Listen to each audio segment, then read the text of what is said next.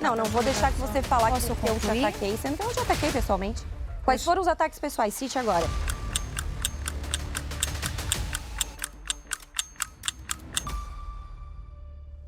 Está perguntando para a senhora, tem o julgamento do ex-presidente na semana que vem. Em caso de condenação, qual o impacto que a senhora avalia que terá nos trabalhos do Congresso?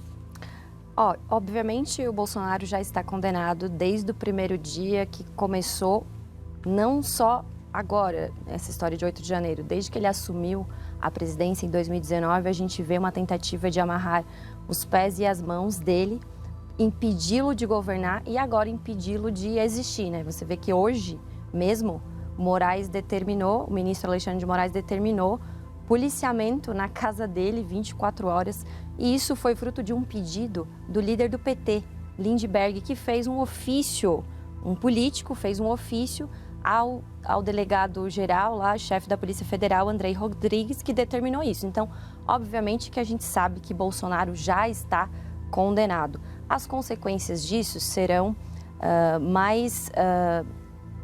perante a população, mais indignação, mais revolta, mais sensação de censura e opressão que a gente já está vivendo. E, obviamente, isso reflete na gente, porque eu ando em Santa Catarina, né? Eu sou de Santa Catarina, e a gente é cobrado. O Congresso não vai fazer nada, ninguém para Alexandre de Moraes, ninguém dá uma resposta a esse desequilíbrio entre os poderes. Então, obviamente, nós vamos preparar aí alguma coisa para ter uma reação do Congresso Nacional. Agora, deputada, Santa Catarina é um lugar onde Bolsonaro teve muito voto, se eu não me engano, o estado em que ele foi mais bem votado, mas pesquisa da Quest mostra que as pessoas consideram, na maioria, a prisão justa, 55% a favor da prisão domiciliar e apenas 33% a consideram injusta.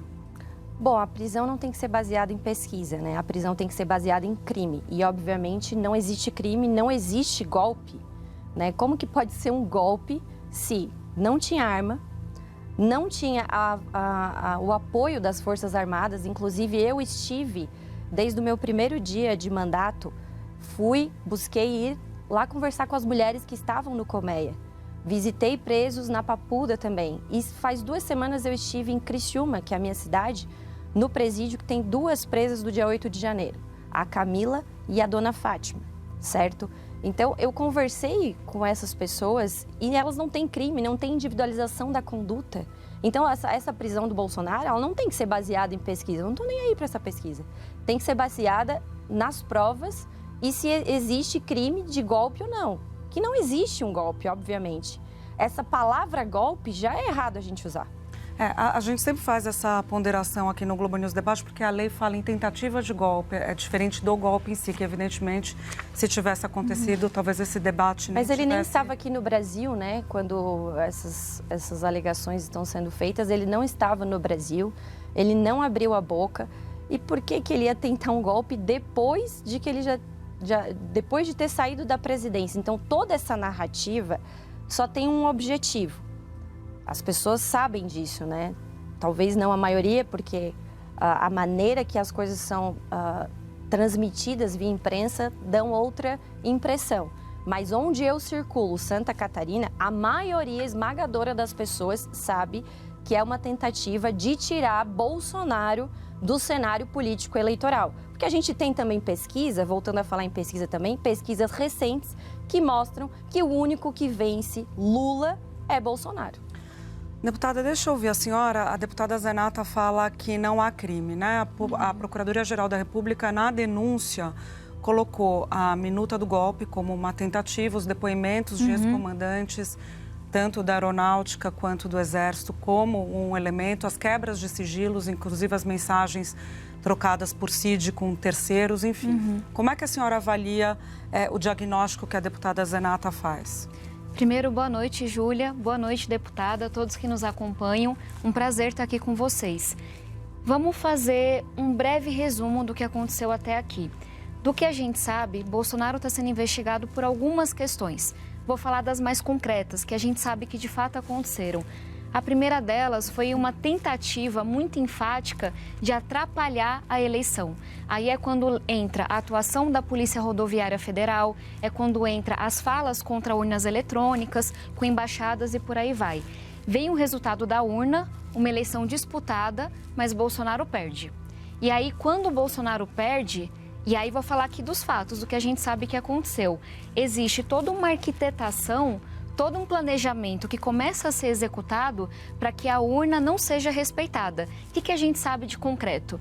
Que Bolsonaro esteve em reuniões de planejamento da tentativa de golpe, que Bolsonaro chegou a editar a fala que ele daria depois do golpe militar e que Bolsonaro sabia da tentativa de assassinato que começou a ser executada de Alckmin, Lula e do ministro Alexandre de Moraes também. Então, isso até as investigações começarem a acontecer. O que a gente sabe também? Que Bolsonaro e outras lideranças bolsonaristas incentivaram seus apoiadores a entrarem na Praça dos Três Poderes e vandalizarem, porque acreditavam que assim haveria um ambiente para um golpe. Quando a gente começa a entender tudo isso, o que a gente tem também de concreto? Uma tentativa gigantesca de Bolsonaro e Eduardo Bolsonaro, especialmente, aliados, para travar as investigações. De mais concreto, foi descoberto recentemente uma minuta, um texto no celular do Bolsonaro em que ele pediria asilo para a Argentina. Então, bastante indício de que ele fugiria do Brasil. E aí tem um episódio da Embaixada de Honduras, da Hungria, perdão, e por aí vai. E aí, para mim, é o que mais importa aqui. Nessa tentativa maluca de desrespeitar o resultado da urna, de salvar a própria pele, se arquitetou um plano que envolve aí Eduardo Bolsonaro para que Estados Unidos se coloquem contra o Brasil, contra os brasileiros. Quem está perdendo com tudo isso? Os brasileiros, os produtores, os empresários, o nosso agro, a gente que é de São Paulo especialmente. Então, é muita coisa concreta. E aí, para você salvar a pele de uma pessoa, se ocupa a Câmara dos Deputados, não vota a reforma do imposto de renda, se coloca os Estados Unidos contra o povo brasileiro, a gente perde emprego, a gente perde potencial econômico mesmo, a troca de quê? De fazer com que uma pessoa e seu entorno não seja responsabilizado pelos crimes que cometeu e, ao que tudo indica, segue cometendo. Sobre os projetos, a PEC das prerrogativas e a PEC do foro, qual a avaliação da senhora e como uma eventual condenação vai impactar essas discussões? A anistia também, né? Assim, é revoltante. E aí, quando a gente entende o contexto, bolsonaristas e centrão estão aliados para defenderem esses projetos. Tem alguma chance disso ser bom para o povo brasileiro? De ser bom para você, trabalhador que está em casa? Claro que não. Falando da PEC das prerrogativas, porque para mim ela é a mais absurda, que para mim é uma grande PEC da impunidade. O que está ali, gente? Que um parlamentar não vai poder ser preso, basicamente. E na única possibilidade em que ele pode ser preso, que é uma prisão em flagrante, por um crime gravíssimo, estou falando de assassinato, de estupro aqui, ele só vai poder continuar preso se o parlamento, se o Congresso autorizarem essa prisão. Eu não consigo entender o que tem de bom nisso. A gente, infelizmente, tem muita corrupção na política. A gente, infelizmente, tem muita bandidagem na política. É a regra? É todo mundo? É claro que não. Mas impunidade ainda é um mal desse país. Como é que a gente acha normal você votar um projeto que basicamente está dizendo não pode investigar, não pode prender e se prender, mesmo em flagrante, num caso gravíssimo, inafiançável, a pessoa só fica presa se o Congresso permitir. Minha gente, a gente está lá todos os dias. Como é que a gente vai achar que os parlamentares são as melhores pessoas para julgarem seus pares, seus colegas? E só vai levar à impunidade, a gente precisa barrar isso. Como é que a senhora vê PEC das prerrogativas e foro, anistia também, a senhora vai votar a favor? Bom, primeiro que a gente não tem... Anistia, com certeza, né? Nossa prioridade, até porque, como eu falei, e eu tive a oportunidade, eu quero convidar a deputada Tabata a visitar algumas das presas mulheres do dia 8 de janeiro, conhecer a realidade como eu fiz. Fui lá, aqui no Colmeia e também em Santa Catarina. Segundo, obrigada pela tua explanação sobre as questões sobre Bolsonaro, mas você que está nos assistindo Tem fala da deputada Tabata em que ela declara: se Bolsonaro estiver de um lado, eu estarei do outro. Então, talvez aqui ela fez uma fala apaixonada, porque ela não gosta do Bolsonaro. E aí, claro que toda essa narrativa de golpe faz sentido para ela, porque ela já declarou que se Bolsonaro estiver de um lado, ela estará do outro. Sobre a PEC das prerrogativas, nós ainda não temos o texto. Inclusive, o Lafayette, que vai ser o relator, o deputado Lafayette, vai apresentar o texto amanhã pela manhã. Mas é muito claro que hoje, né, a Tabata falou de bandidagem, de corrupção. Inclusive, vale lembrar aqui que ela apoiou o Lula na eleição, né? O presidente dela foi o Lula. Mas, voltando à questão das prerrogativas, nós temos hoje, talvez a deputada Tabata não saiba, parlamentares processados pelo que falaram da tribuna da Câmara. Marcel Van Hatten, uma fala na tribuna da Câmara. Outros parlamentares também, Eduardo Bolsonaro. Enfim, e é isso que a gente quer. A gente não quer uma PEC para proteger deputado que pratica corrupção, mas sim para proteger o nosso mandato, os nossos mandatos. Porque tem alguns, né? Porque hoje a deputada Tabata, como não gosta do Bolsonaro, está do lado do STF, está do lado da censura, está do lado da opressão. Mas amanhã pode ser ela também. E eu vou defender, inclusive, o mandato dela. Por quê? O mandato, o nosso mandato, Júlia, e todos que estão nos assistindo, né? Por que um deputado tem que ter alguma coisa a mais que um cidadão? Porque, por exemplo, eu fiz 111.588 votos lá em Santa Catarina. Então, estou representando. Não é possível que eu seja chantageada por um processo sobre algo que eu falei da tribuna da Câmara. Mas não pega provavelmente só isso, né? A grande discussão é que outros crimes... A gente não tem o texto ainda, né? A gente não tem o texto ainda, a senhora tem razão. Mas em caso de haver outros crimes, para além dos crimes de opinião, a senhora apoiaria? Nós vamos avaliar o texto amanhã. Estou aguardando. Hoje, inclusive, encontrei o Lafayette e quis conversar com ele, mas ele falou que o texto vai ser liberado amanhã pela manhã e a votação vai ser na sequência. Júlia, você me permite um minuto? Eu acho que é muito importante que a gente entenda o que está acontecendo, que é uma grande tentativa de distração. E aí a chave para a gente entender, pessoal, é se perguntar de maneira muito honesta por que é que o Centrão está apoiando essas iniciativas dos bolsonaristas. Se fala muito dos vândalos, dos comuns que estavam ali na Praça dos Três Poderes. O próprio Eduardo Bolsonaro está em mensagem publicada, disse que seria melhor não ter o perdão para quem vandalizou a Praça dos Três Poderes, para se manter o argumento e tentar safar a pele do Eduardo Bolsonaro. Então, nunca foi sobre quem estava ali na Praça dos Três Poderes. É sobre proteger Bolsonaro, Eduardo Bolsonaro e por aí vai. E tem um outro ponto sobre essa PEC das prerrogativas. No discurso estamos defendendo liberdade de expressão. Mas na prática, minha gente, ninguém aqui é inocente. O STF está com uma série de julgamentos sobre o orçamento secreto. São parlamentares que estão sendo acusados de terem desviado dinheiro de hospital, de creche, de escola para o próprio bolso. Então, não dá para não encarar essa realidade. Tem que ser honesto. Está aqui para defender corrupto ou não. Está aqui para defender o povo ou não? Então, infelizmente, falam de uma coisa, mas na verdade o foco é em outra. E eu volto a perguntar, tem alguma chance de um projeto que gera mais impunidade ser bom para o povo brasileiro? Eu tenho certeza que não. Olha, se a Tabata tivesse, se a deputada tivesse preocupada com corrupção, a senhora não teria apoiado o Lula para presidente, né? Mas tudo bem. Sobre o Eduardo Bolsonaro, isso que a senhora falou não é verdade, Tabata, né? Tem uma conversa, inclusive, que ele fala que não aceitaria uma anistia light, que tem que ser a anistia ampla, geral e restrita. Não sei se... Tem gente que tem problema...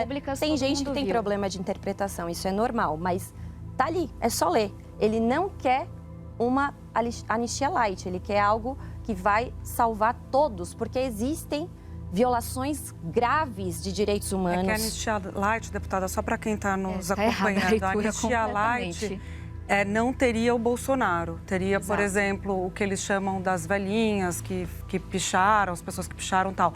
Então, não teria Bolsonaro. Então, o Eduardo Bolsonaro diz, essa anistia light aí, sem Bolsonaro, os Estados Unidos não vai nos apoiar. Mas veja bem, a anistia, ela pega até aqueles inquéritos que começaram lá em 2019 e não acabaram até hoje. Tem gente sendo investigada desde então, desde 2019. São 3 inquéritos, milícias digitais, atos antidemocráticos e fake news, certo? Então a gente quer uma anistia ampla, geral e restrita. Aliás, nem deveria se chamar anistia, porque essas pessoas não cometeram crimes.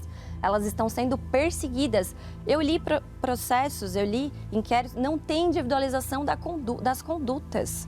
Então é muito grave, são violações graves de direitos humanos e a gente não pode falar que a gente vive uma democracia enquanto isso não for resolvido. Hoje, qual é a imagem do Brasil? Nós temos um ministro da Suprema Corte, Alexandre de Moraes, que é um violador de direitos humanos. Por exemplo, todo esse julgamento aí, eu nem reconheço esse julgamento da primeira turma. Não reconheço nada que vem de lá. Por quê? Porque quem está julgando é um violador de direitos humanos. E a gente tem que falar. Então, querer falar que o Eduardo Bolsonaro está nos Estados Unidos... Conspirando, traindo a própria pátria.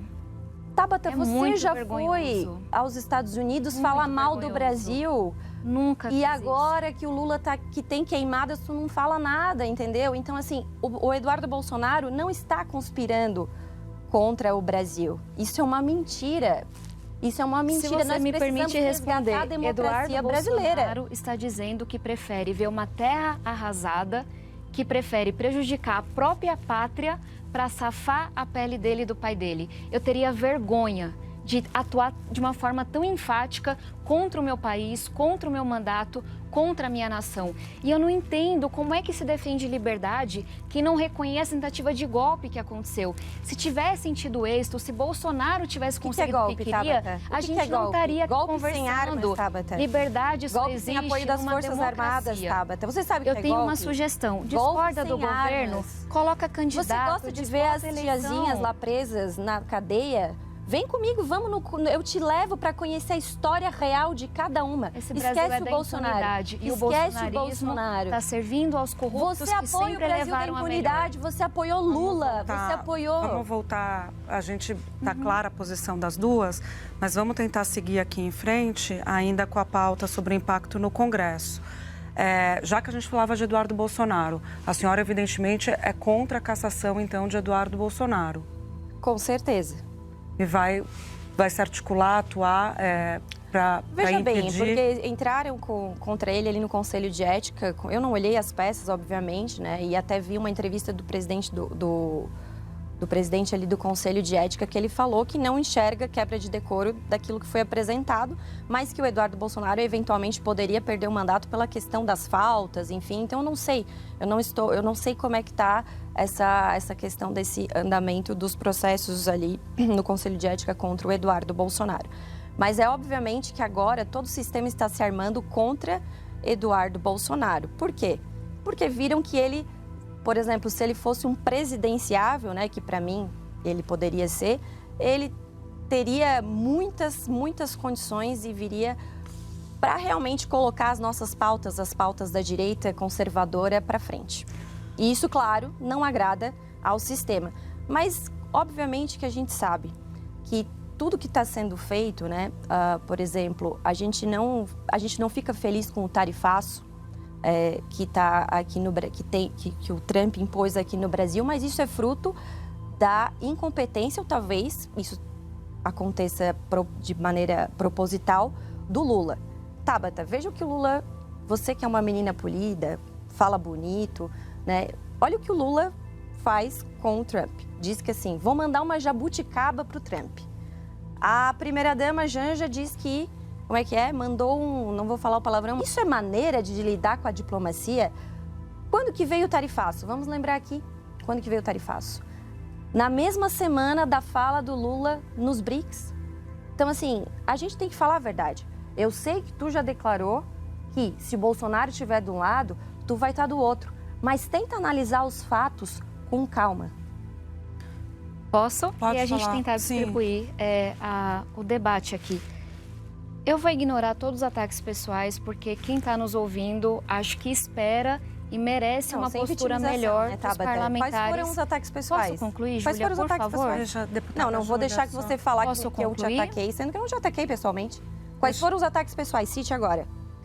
Por exemplo, você disse que eu defendo a opressão, o que é uma mentira. Se eu puder concluir, acho que todo mundo vai ganhar muito com esse debate. Você pode concluir. Mas não foi um ataque pessoal, é minha opinião. Se você está Desse lado, você defende a Tudo opressão. bem, deputada. Vamos só ouvir a deputada Esse é o nível. Tabata, então. Vamos lá. Nível? Posso Menos, concluir, por Tabata, favor? menos. Calma, fica muito nervosa. Vamos voltar, olha só, gente. O tema é quente, sociedade dividida também, mas a gente consegue conversar em bons termos. Não tenho dúvidas disso. Vamos lá. Tarifaço, a sua opinião sobre tarifaço. Depois a gente vai ouvir a senhora para caminhar aqui com a pauta. Primeira coisa, eu não preciso atacar ninguém pessoalmente para falar do que está acontecendo com o Brasil. Eu fiquei extremamente envergonhada pelo que a gente viu na Câmara 2 semanas atrás. Como cidadã mesmo. Porque as pessoas já têm uma imagem tão ruim da política, com razão, e quando olharam para a Câmara e viram pessoas ali de forma ilegal, sentando em cima da mesa, ocupando a mesa, colocando esparadrapo no corpo todo, qual é a imagem que isso passa?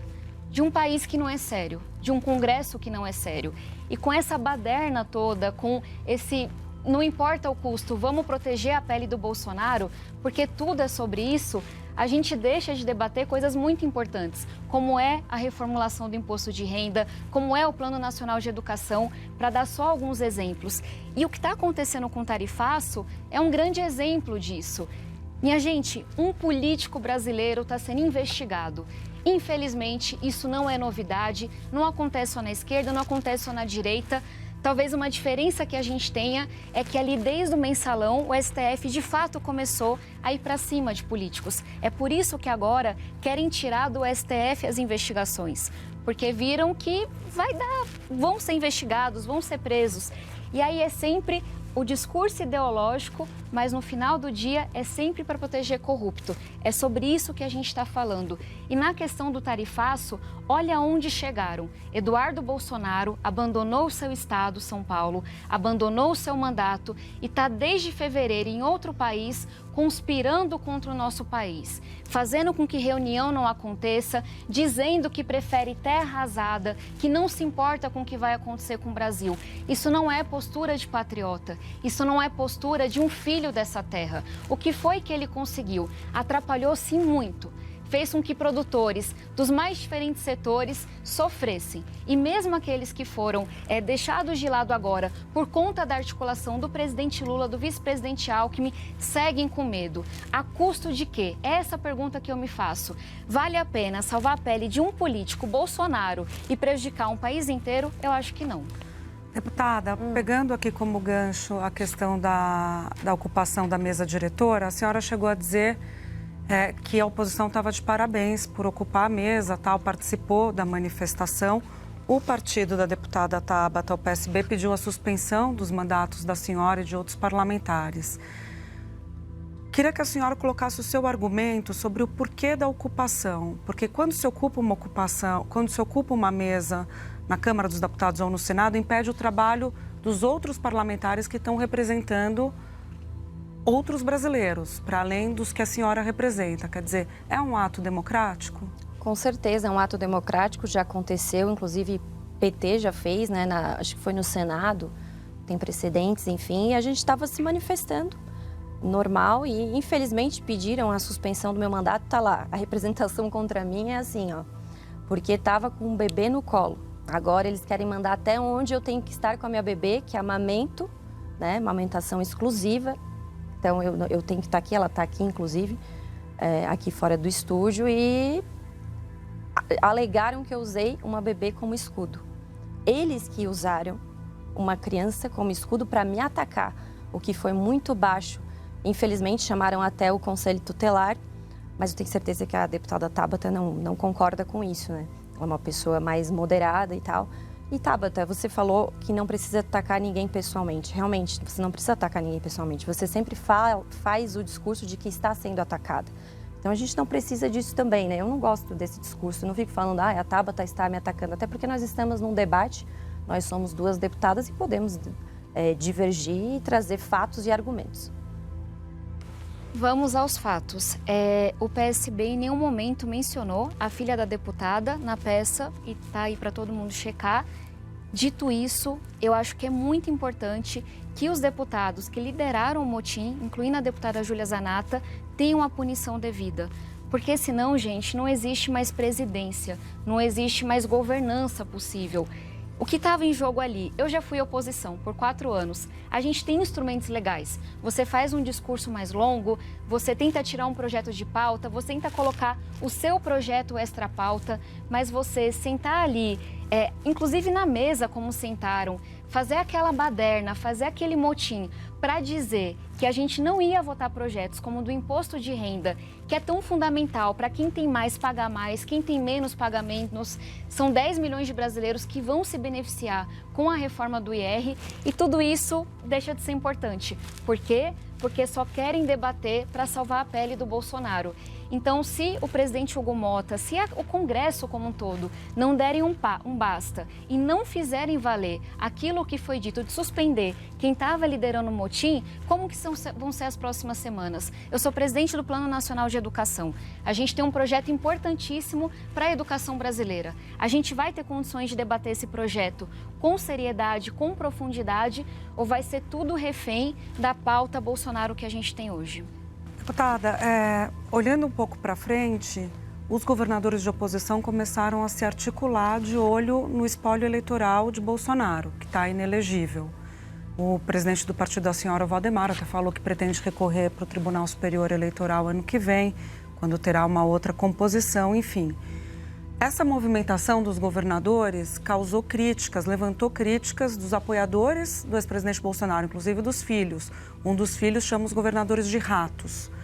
Como a senhora vê essa movimentação dos governadores e quem deve ser o candidato do seu partido? Eu evito falar em eleição agora, porque a nossa prioridade é restabelecer a democracia no Brasil, a anistia, enfim. Mas, para mim, não existe eleição sem Bolsonaro. Eu tenho esperança, tenho fé e acredito que a gente vai reverter esse cenário e que ele vai ser o nosso candidato. Agora, algumas questões que eu gostaria de também relembrar aqui. É engraçado, né? Porque obstrução agora virou baderna.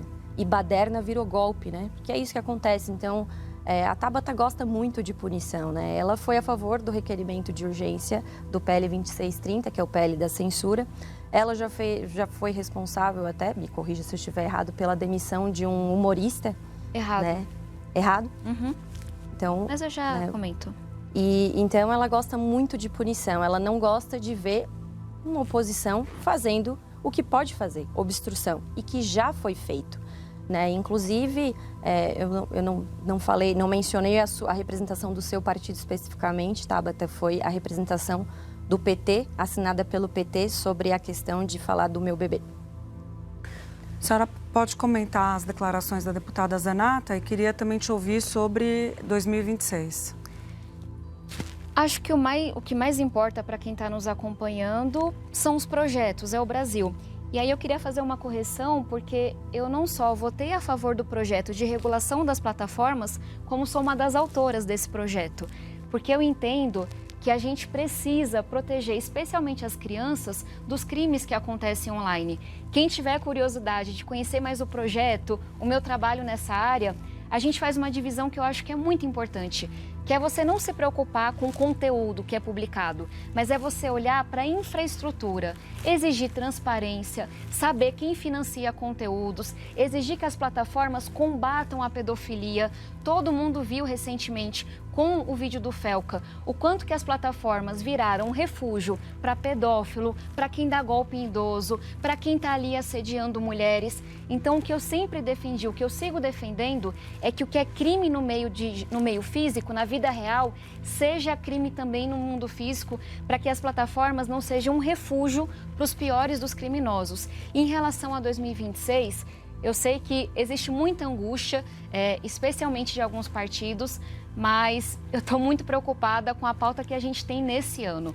Para o ano que vem, vamos trabalhar, vamos continuar enfrentando qualquer extremismo que exista, mas para esse ano a gente tem a pauta da reforma do imposto de renda, que vai ser um alívio muito importante para quem mais precisa. Pela primeira vez, justiça tributária, a gente cobrar um pouco mais de quem tem muito mais, inclusive na reforma do IR. Foi aprovada uma proposta minha, qualquer centavo a mais que for arrecadado vai ser usado para reduzir o imposto sobre consumo. Temos o Plano Nacional de Educação, Sistema Nacional de Educação, pautas importantes de saúde mental, de segurança, proteção de crianças. A gente tem muita agenda para vencer. Para a gente terminar, o imposto de renda, que é a prioridade do governo, E a CPI do INSS, com essa semana que vem, que é o julgamento, como a senhora vê essas duas pautas?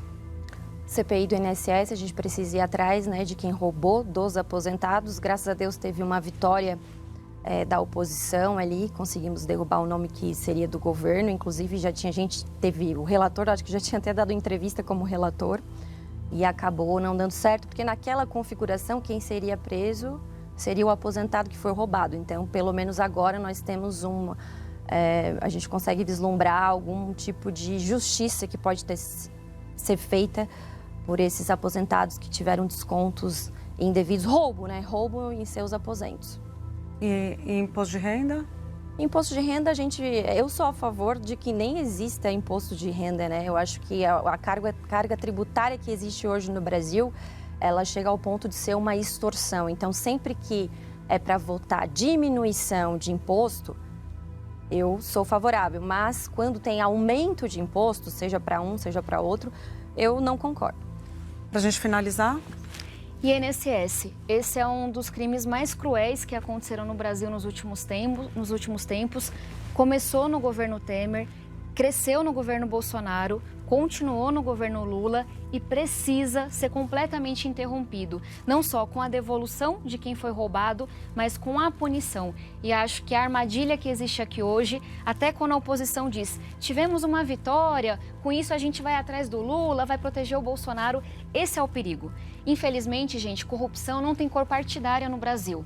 Ou a gente tem uma investigação séria para punir todo mundo sem olhar qual era o partido, ou vai ser mais um escândalo que é usado politicamente e no final das contas não dá em nada. Falou que vai proteger. Em relação à questão da reforma do imposto de renda, eu me pergunto como é que a gente financiaria educação pública, segurança pública sem arrecadação de impostos. O que eu sei é que o nosso Brasil cobra muito no consumo, é muito caro tudo que a gente encontra no mercado e pouco de quem tem muito dinheiro tem que inverter essa lógica. Rapidinho, só para a gente E aí eu finalizar. complemento também, então. Só para manter a justiça aqui. Só para atualizar, deputada, hoje foram aprovados requerimentos na CPI. Desculpa, deputada Zenata, só falar, Tá. 10 segundinhos para cada uma, que tem Jornal das 10 chegando. Combinado. Foram aprovados requerimentos na CPI que vão chamar todos, desde Dilma até Lula, os ex-presidentes do INSS. Então, ninguém está protegendo ninguém.